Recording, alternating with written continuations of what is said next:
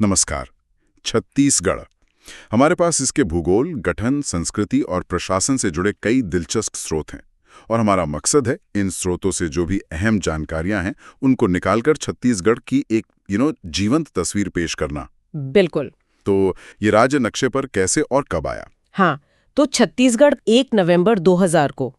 अच्छा, 2000 में? जी।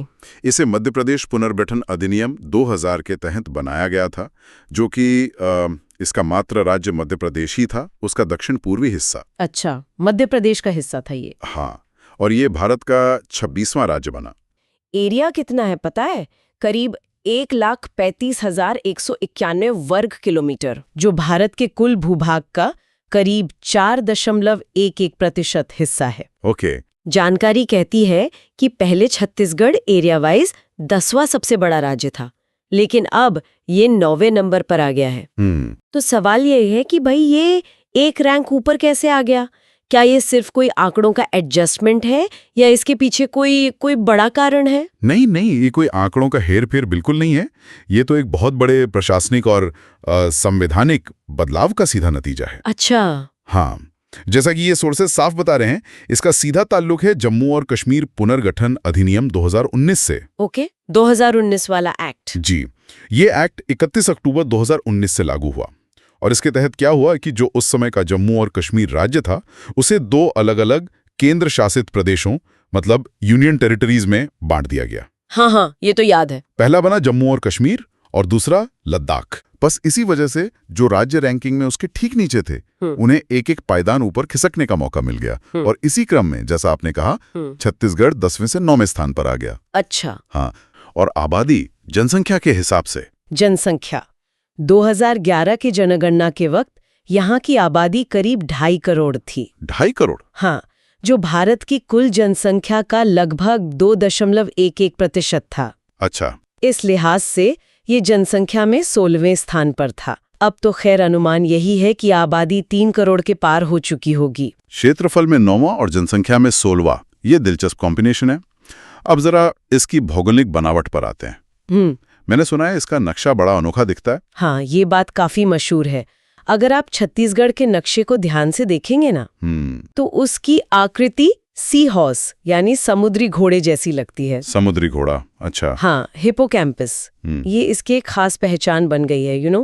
भौगोलिक तौर पर ये भारत के प्रायद्वीपीय पठार का हिस्सा है। अच्छा, पेनिनसुलर प्लेटो का? जी, यानी भारत की उस प्राचीन पठारी भूमि का हिस्सा जो दक्षिण भारत का ज्यादातर भाग बनाती है। और अक्षांश देशांतर, क्या कोई महत्वपूर्ण रेखाएं यहाँ से गुजरती हैं? कुछ खास? जी हाँ, 2 बहुत महत्वपूर्ण रेखाएं यहाँ से गुजरती हैं।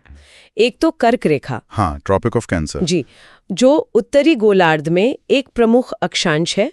वो राज्य के उत्तरी जिलों जैसे कोरिया, सूरजपुर और बलरामपुर से होकर जाती हैं। ओके।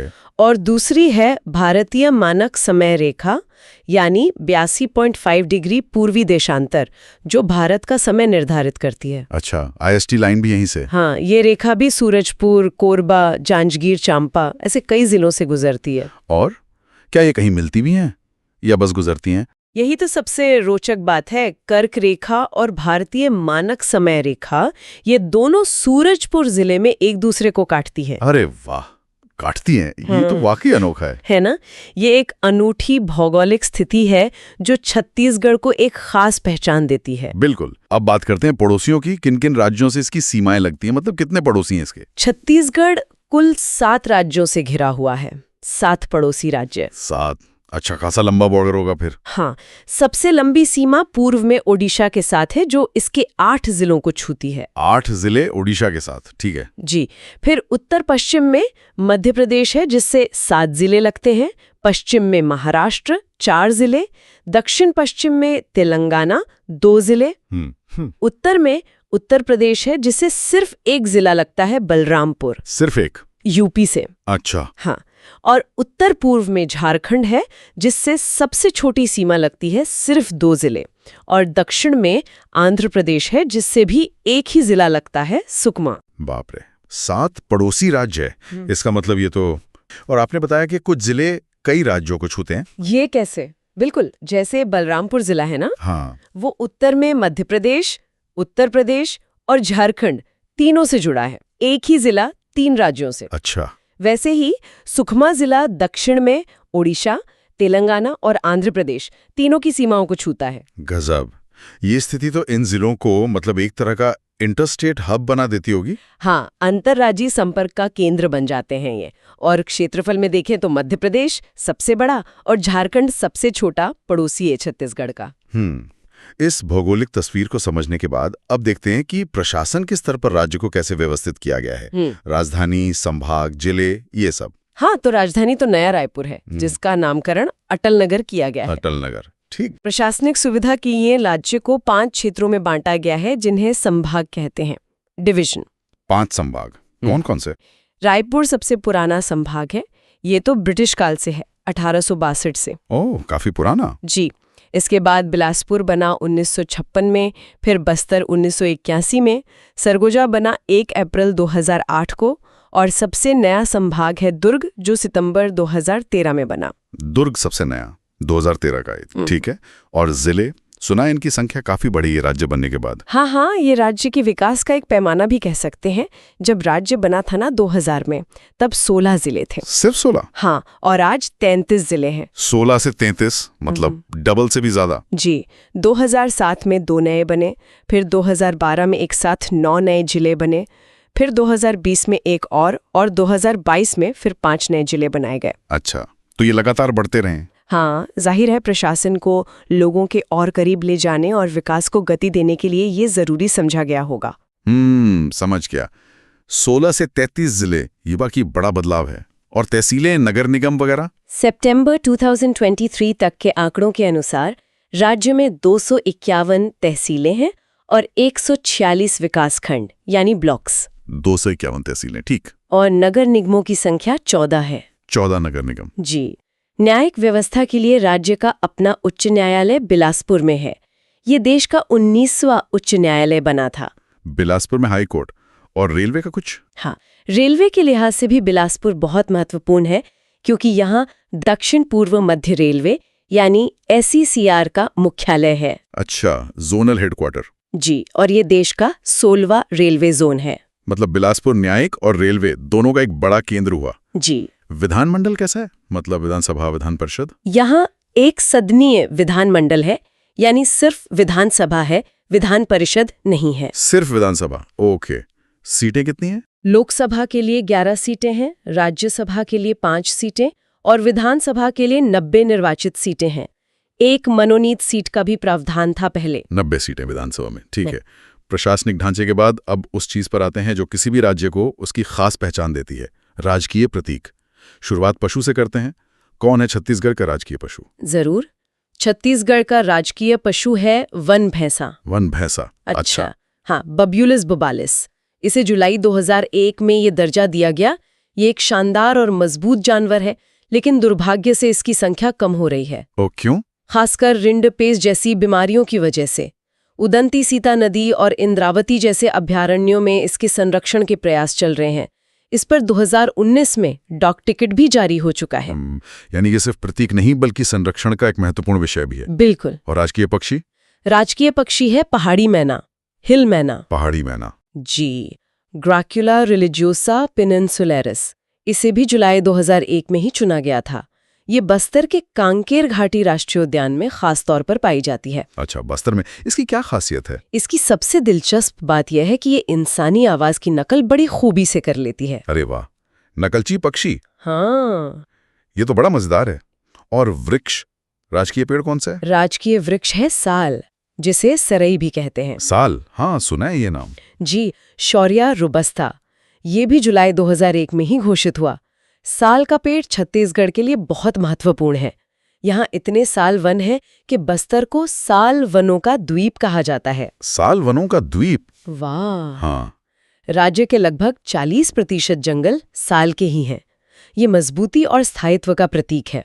हालांकि इसे साल बोरर नाम के कीड़े से काफी खतरा रहता है। तो वन भैंसा, पहाड़ी मैना और साल वृक्ष, ये तीनों राज्य की प्राकृतिक संपदा को दर्शाते हैं। अब राजकीय प्रतीक चिन्ह के बारे में बताइए। वो जो एम्ब्लेम होता है, उसमें क्या खास है? कई चीजें हैं जो छत्तीसगढ़ की कहानी कहती है। जैसे सबसे बाहर की तरफ हरे रंग में 36 किले बने हुए हैं, छोटे छोटे। हाँ, 36 किले सीधे छत्तीसगढ़ नाम से जुड़ा हुआ है। बिल्कुल। और हरा रंग राज्य की समृद्धि, वन संपदा और नैसर्गिक सुंदरता दिखाता है। ठीक है। और बीच में लाल रंग में अशोक स्तंभ है, जो भारत का राष्ट्रीय प्रतीक है। और क्या क्या उसमें? अशोक स्तंभ के दोनों तरफ सुनहरे रंग की धान की बालियां बनी हैं। धान की बालियां मतलब कृषि? हाँ, जो दिखाती हैं कि छत्तीसगढ़ एक कृषि प्रधान राज्य है। इसे धान का कटोरा भी तो कहते हैं। हाँ, बिल्कुल, धान का कटोरा। फिर बीच में नीले रंग में एक ऊर्जा का प्रतीक है, सिंबल ऑफ एनर्जी। ये राज्य की ऊर्जा क्षमता, खासकर अक्षय ऊर्जा, रिन्यूएबल एनर्जी की संभावनाओं को दर्शाता है। अच्छा, ऊर्जा का प्रतीक भी है। जी। और सबसे नीचे तिरंगे के रंगों में केसरिया, सफेद, हरे रंग में लहरें बनी हुई हैं। लहरें, ये किस चीज का प्रतीक है? ये यहाँ की नदियों और जल संसाधनों का प्रतीक है। और चिन्ह के नीचे सत्यमेव जयते लिखा हुआ है। क्या बात है! ये तो बहुत ही कॉम्प्रिहेंसिव प्रतीक चिन्ह है, जिसमें राज्य के कई आयाम समाये हुए हैं। संस्कृति, कृषि, ऊर्जा, इतिहास, सब कुछ। अच्छा, क्या राज्य का कोई अपना अलग नारा या ध्येय वाक्य, मोटो टाइप का भी है? हाँ, है। 2019 में गढ़बो नवा छत्तीसगढ़ को राज्य का ध्येय वाक्य या स्लोगन घोषित किया गया। गढ़बो नवा छत्तीसगढ़, इसका मतलब क्या हुआ? इसका मतलब है हम नया छत्तीसगढ़ गढ़ेंगे या बनाएंगे। ये राज्य के विकास और भविष्य की आकांक्षाओं को दिखाता है। गढ़बो नवा छत्तीसगढ़, ये वाकई एक सकारात्मक सोच है, अच्छी बात है। अब भाषा और गीत पर आते हैं। राज्य की भाषा कौन सी है? राज्य की राजकीय भाषा छत्तीसगढ़ी है। छत्तीसगढ़ी, इसे कब मान्यता मिली? इसे 28 नवंबर 2007 को छत्तीसगढ़ राजभाषा आयोग विधेयक पारित करके कानूनी मान्यता मिली। इसीलिए 28 नवंबर को हर साल छत्तीसगढ़ी राजभाषा दिवस मनाया जाता है। अच्छा, 28 नवंबर, ठीक है। और कोई राजकीय गीत भी है? हाँ, राज्य का एक बहुत ही सुंदर और लोकप्रिय राजकीय गीत है, अरपा पैरी के धार महानदी हे अपार। हाँ, ये गीत मैंने सुना है, बहुत मधुर है, बहुत प्यारा लगता है सुनने में। इसके बारे में कुछ और बताइए, किसने लिखा, कब बना? इसे नवंबर 2019 में राजकीय गीत का दर्जा मिला था। अधिसूचना 18 नवंबर 2019 को जारी हुई। ओके, 2019 में। जी। इसके रचयिता हैं डॉक्टर नरेंद्र देव वर्मा, जो एक जाने-माने साहित्यकार थे। डॉक्टर नरेंद्र देव वर्मा? हाँ, और इसे प्रसिद्ध लोक गायिका ममता चंद्राकर जी ने अपनी आवाज दी है। अच्छा, ममता चंद्राकर जी ने गाया है। जी। इस गीत की खासियत ये है कि इसमें राज्य की प्रमुख नदियों जैसे अरपा, पैरी, महानदी, इंद्रावती, इन सब का जिक्र है। ओके। और उस समय के हिसाब से 7 प्रमुख क्षेत्रों या जिलों का भी उल्लेख है, जैसे सरगुजा, रायगढ़, बिलासपुर, रायपुर, दुर्ग, राजनांदगांव, बस्तर। पूरे राज्य को कवर करता है ये गीत। हाँ, एक तरह से राज्य की भौगोलिक और सांस्कृतिक एकता को दर्शाता है। इसके गायन की एक मानक अवधि भी तय की गई है, 1 मिनट 15 सेकंड। 1 मिनट 15 सेकंड, क्या बात है! ये गीत तो जैसे पूरे छत्तीसगढ़ का सार प्रस्तुत करता है। बहुत खूब। अच्छा, हमारे श्रोतों में एक राजकीय गमछे का भी जिक्र था, ये क्या है? जी हाँ, ये एक नई और दिलचस्प पहल है। अक्टूबर 2021 में राजकीय गमछा लॉन्च किया गया था। मुख्यमंत्री जी ने किया था। अच्छा, राजकीय गमछा। हाँ। किस चीज से बनता है? ये टसर सिल्क और खादी से बनता है। इसकी लंबाई करीब 84 इंच और चौड़ाई 24 इंच होती है। लेकिन इसकी सबसे बड़ी खासियत है इस पर बने हुए चित्र, डिजाइन। कैसे चित्र? क्या बना होता है उसमें? इबाली बनी होती है, गौर मुकुट बना होता है। गौर मुकुट, वो क्या होता है? वो बस्तर के जो बाइसनहॉर्न मारिया आदिवासी हैं, उनके नृत्य में सिर पर पहनने का एक मुकुट होता है, सींगों वाला। अच्छा। हाँ, देखा है शायद तस्वीरों में। हाँ। फिर मांदर बना होता है, जो एक वाद्य यंत्र है। नाचते हुए लोक कलाकार बने होते हैं। हल चलाता हुआ किसान होता है। और सरगुजा की जो पारंपरिक दीवार चित्रकला है, लिपाई गोदना, उसके मोटिव्स होते हैं। अरे वाह! मतलब ये सिर्फ एक गमछा नहीं, बल्कि राज्य की पूरी पहचान को अपने ऊपर ओढ़ने जैसा है। बिल्कुल। और इसका एक उद्देश्य ये भी है कि जो पारंपरिक बुनकर हैं और गोदना शिल्पकार हैं, उनको आय का साधन मिले। इसकी बिक्री से होने वाली आय का बड़ा हिस्सा, करीब 95% उन्हीं को जाता है। ये तो बहुत अच्छी बात है। परंपरा और आजीविका का सुंदर मेल है ये। चलिए, अब थोड़ा पीछे चलते हैं इतिहास में। ये छत्तीसगढ़ नाम आया कहाँ से? और पुराने जमाने में इस इलाके को क्या कहते थे? कुछ अलग नाम थे क्या? हाँ, प्राचीन काल में इस क्षेत्र के अलग अलग नाम मिलते हैं। जैसे रामायण काल और गुप्त काल में इसे दक्षिण कोसल कहा जाता था। दक्षिण कोसल, हाँ ये नाम तो सुना है। राम जी की माता कौशल्या यहीं की थी शायद। जी, ऐसी मान्यता है। महाभारत काल में इसे प्राक कोसल कहा गया है। फिर मुगलों के समय रतनपुर राज्य नाम ज्यादा चलता था और अंग्रेजों के समय महाकोसल।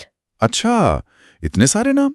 दक्षिण कोसल, प्राक कोसल, रतनपुर, महाकोसल और बस्तर वाले इलाके का भी कुछ अलग नाम था। हाँ, बस्तर क्षेत्र को रामायण काल में दंडकारण्य कहा गया है। दंडकारण्य, बिल्कुल। और महाभारत काल में कांतार या महाकांतार नाम मिलता है। कांतार, महाकांतार, ठीक है। ये तो हो गए प्राचीन नाम। पर ये छत्तीसगढ़ शब्द पहली बार कब इस्तेमाल हुआ, किसने किया? देखिए, साहित्यिक रूप से माना जाता है कि सबसे पहले 1494 में। 1494, काफी पहले। हाँ, खैरागढ़ के राजा थे लक्ष्मी निधि कर्ण राय। उनके एक चारण कवि थे दलपत राम राव। उन्होंने अपनी रचना में इसका प्रयोग किया। दलपत राम राव, 1494। जी, लेकिन राजनीतिक या प्रशासनिक संदर्भ में इसका श्रेय ज्यादातर कलचूरी राजा राजसिंह के दरबारी कवि गोपाल मिश्र को जाता है। उन्होंने 17वीं सदी के अंत में, मतलब 1689 से 1712 के बीच अपनी एक किताब लिखी, खूब तमाशा। हाँ। उसमें इसका जिक्र किया। खूब तमाशा, अच्छा नाम है। दो गोपाल मिश्र ने 17वीं सदी में। हाँ, बाद में बाबू रेवाराम ने भी 1896 में इसका उल्लेख किया। और अगर सरकारी दस्तावेजों की बात करें तो पहली बार 1795 में कैप्टन जेटी ब्लंट के यात्रा विवरण में ये नाम दर्ज हुआ, जिसका जिक्र बाद में बिलासपुर गैजेटियर 1910 में भी आया। कैप्टन ब्लंट, 1795, ठीक है। और इस नाम का आधार क्या है, या 36 क्या है? किले, घर, क्या कहानी है? हाँ, इसमें सबसे ज्यादा मानी जाने वाली कहानी यही है कि कलचूरी वंश के जो शासक थे है वंशी, उन्होंने शिवनाथ नदी के उत्तर में 18 और दक्षिण में 18, कुल मिलाकर 36 गढ़ यानी किले बनवाए थे या उन पर नियंत्रण स्थापित किया था। अच्छा, 18 उत्तर में, 18 दक्षिण में। जी, इन्हीं 36 गढ़ों के कारण इस इलाके का नाम छत्तीसगढ़ पड़ गया। इसका जिक्र पुराने शिलालेखों जैसे खल्लारी अभिलेख में भी मिलता है। तो ये 36 किलो वाली थ्योरी सबसे ज्यादा प्रचलित है। हाँ, यही मुख्य मान्यता है। हालांकि कुछ और मत भी हैं। जैसे वेलगर कहते हैं कि ये 36 घर से आया है, मतलब यहाँ बसे परिवारों की संख्या।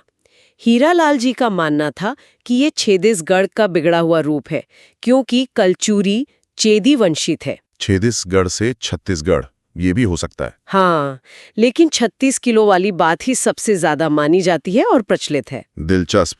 तो नाम के पीछे भी किलों की एक पूरी कहानी है। चलिए अब कुछ और जरूरी आंकड़े देख लेते हैं जो छत्तीसगढ़ की मौजूदा तस्वीर को पूरा करते हों, जैसे साक्षरता दर, लिंगानुपात वगैरह। हाँ, 2011 की जनगणना के अनुसार साक्षरता दर करीब 70.28% थी। पुरुषों की 80% से ज्यादा, महिलाओं की करीब 60%। अच्छा, पुरुषों और महिलाओं में काफी अंतर था। जी, राष्ट्रीय स्तर पर यह शायद 27वां स्थान था। लेकिन लिंगानुपात काफी अच्छा था।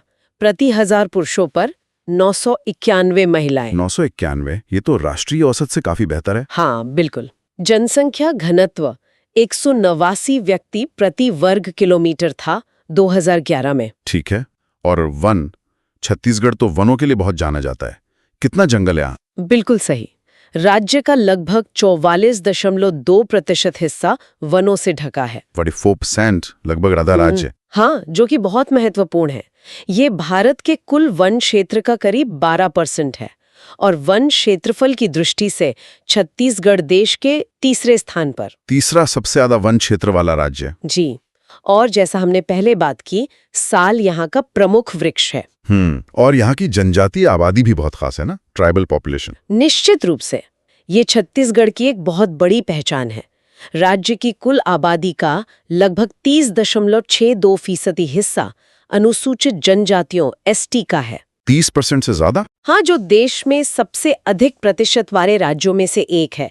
यहाँ 42 अलग अलग तरह की जनजातियां रहती हैं। 42? जी, और उनकी 161 से ज्यादा उप शाखाएं या उप समूह हैं।